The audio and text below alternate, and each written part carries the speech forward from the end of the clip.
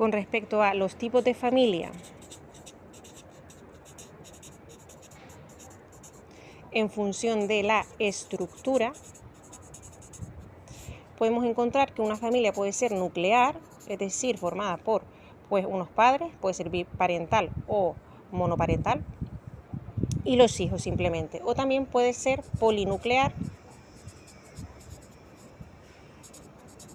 o extensa, en la que hay más linaje familiar, abuelos, tíos, primos, etc. Es decir, supone un mayor apoyo.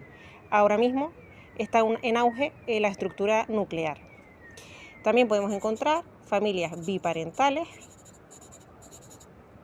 con dos padres, pueden ser tradicional, padre y madre, o homoparental, es decir, que son del mismo sexo. También puede ser monoparental, en la que solo tiene un padre, una madre, y en función de si los hijos son biológicos o no, también están las adoptivas, las de reproducción asistida,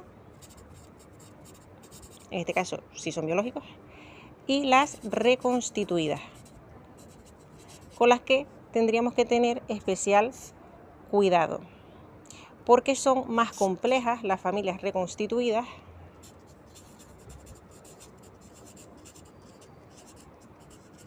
que las biparentales tradicionales de toda la vida. ¿Por qué? Porque uno de los padres del niño no va a ser custodio, que se dice, padre no custodio. Las familias reconstituidas son aquellas en las que una persona tiene hijos, se divorcia o cambia de pareja y se une a otra, que puede tener también sus propios hijos. Entonces, la relación entre este hijo y su padre no custodio puede ser compleja. ¿Por qué? Porque los roles no están claros. Es decir, no está claro cuál va a ser el papel de ese padre o madre no biológico, cuáles van a ser sus responsabilidades, sus derechos con respecto al niño y sus obligaciones.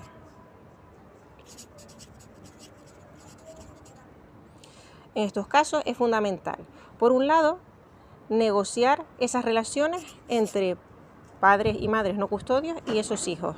Negociar la relación.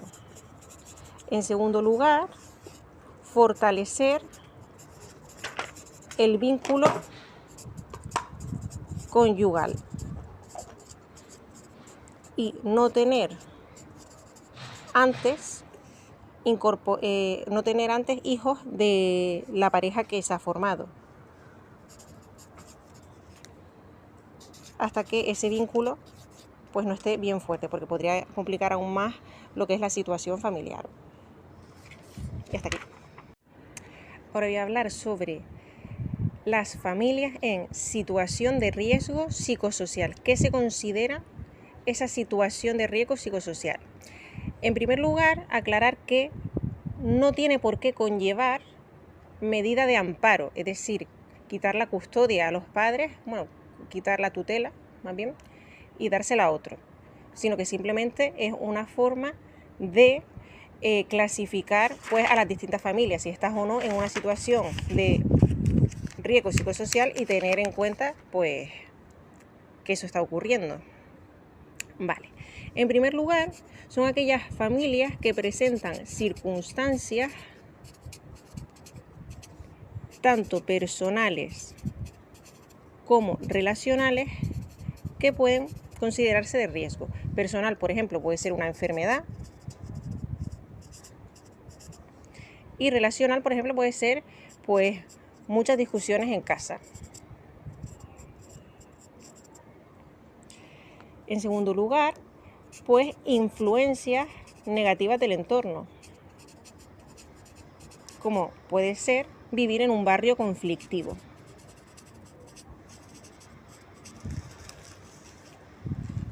En tercer lugar, que se esté dando una dejación de funciones parentales. Lo que nosotros normalmente entendemos como negligencia. Ese niño pues no está siendo controlado, vigilado, apoyado. Y en cuarto y último lugar, que se esté viendo, por lo que sea, comprometido el desarrollo social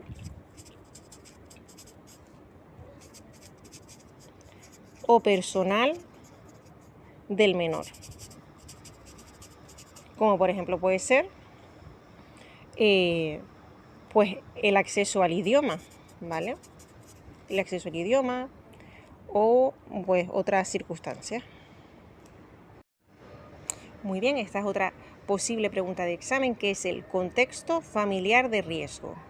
Anteriormente hemos hablado de familias en situación de riesgo psicosocial. Decíamos que podría estarse en esa situación si, por un lado, había circunstancias personales o relacionales pues, que fuesen negativas, influencias del entorno que fuesen negativas, que se estuviese dando una dejación de las funciones parentales y finalmente que por la circunstancia que sea estuviese comprometido el desarrollo personal y social del menor. Ahora vamos a alargar un poquito y vamos a decir en qué consiste un contexto familiar de riesgo, cuáles son las variables que me van a describir este contexto. Yo voy a nombrar 9 variables.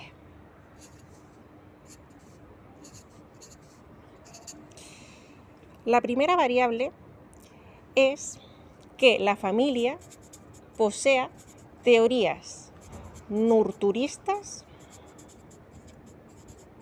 Ya veremos en qué consisten esas teorías nurturistas e innatistas.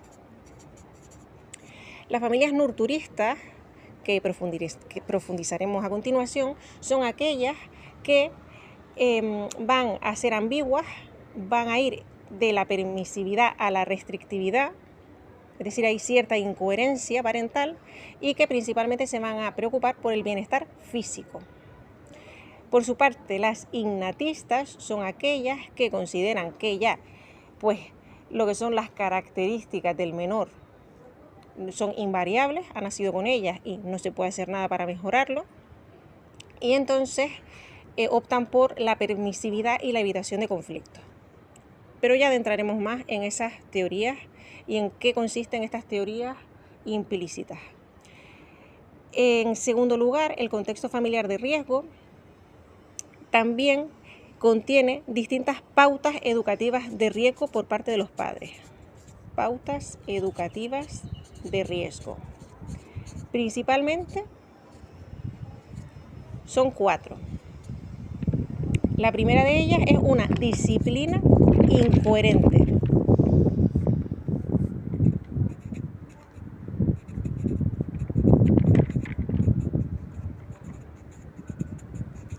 Tanto intra como interparental, es decir, tanto un padre de repente es súper permisivo como de repente es súper restrictivo, como que uno de los padres sea permisivo y el otro sea restrictivo.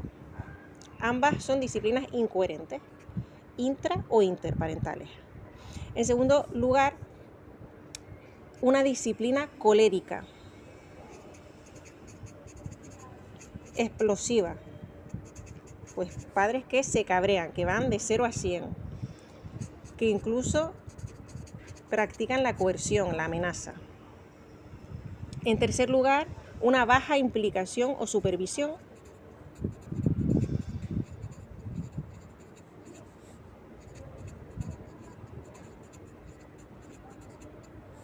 Lo que normalmente entendemos pues como negligencia o desapego y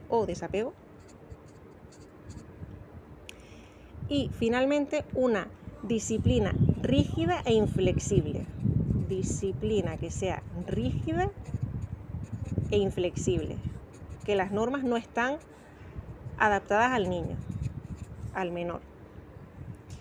Disciplina incoherente, disciplina colérica, baja implicación o supervisión y una disciplina rígida e inflexible. También incluir una interacción intrusiva, es decir, una interacción intrusiva en la que los padres no permitan la acción del niño, sino que la reemplacen. Ellos mismos lo hacen todo por ellos. Reemplazar la acción del niño.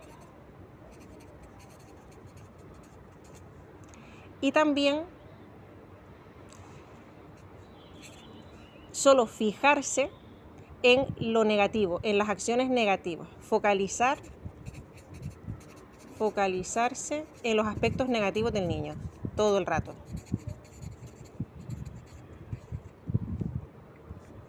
Vale, este era el segundo punto. Pautas educativas de riesgo. Ya teníamos algunas teorías implícitas que son de riesgo, que son la nurturista y la innatista. Vale. En tercer lugar, otro factor que nos lleva a un contexto familiar de riesgo son tener actividades excesivas, actividades cotidianas en el día a día, excesivas que tienes al niño agotado, o escasas, poco estimulantes, también, todo lo contrario, es tan mal una cosa como otra, o que pase mucho tiempo solo, mucho tiempo en soledad.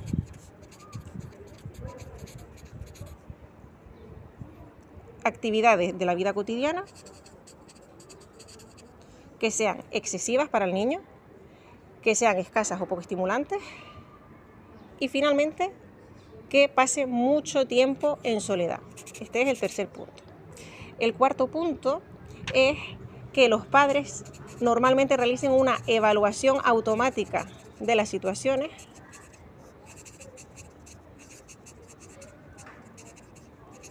y no vean pues los distintos atenuantes que se pueden estar dando. Es decir, que no analicen correctamente la situación para buscar una solución, sino que sean impulsivos a la hora de analizar y tomar decisiones. Esto nos lleva también a estrategias poco analíticas en las que nieguen los problemas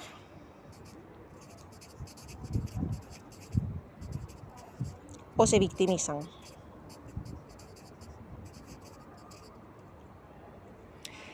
También es un factor de riesgo que haya una excesiva dependencia de los servicios sociales, porque por la causa de que los padres se sientan poco competentes, una baja competencia percibida. ¿Vale? Si nos damos cuenta, todo ello tiene que ver con cómo los padres afrontan los problemas. Estos últimos puntos, la evaluación automática de las situaciones ante un problema, pues soy impulsivo, no analizo atenuantes, que tenga estrategias poco analíticas en las que niegue el problema o se victimice, y también que tenga una excesiva dependencia de los servicios sociales por el hecho de sentir que no son competentes para afrontar los distintos problemas familiares. Y finalmente, los tres últimos factores son falta de apoyo social, pues porque sea una familia nuclear, que no tenga una amplia red, o el propio vecindario, pues no suponga un apoyo, ¿no?, para la familia y para la crianza de los hijos. También es un factor de riesgo un nivel educativo bajo.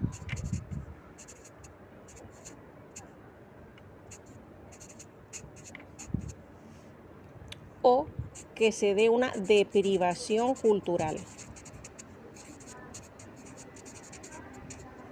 ¿Por qué? Porque tú puedes tener un nivel educativo bajo, pero que te guste culturizarte, informarte y un poco desarrollar distintas habilidades y obtener distintos conocimientos y destrezas. Pero si hay una deprivación cultural, eso también puede suponer que el entorno sea poco estimulante para el menor. Y finalmente, también el último factor será una nula relación entre la familia y la escuela.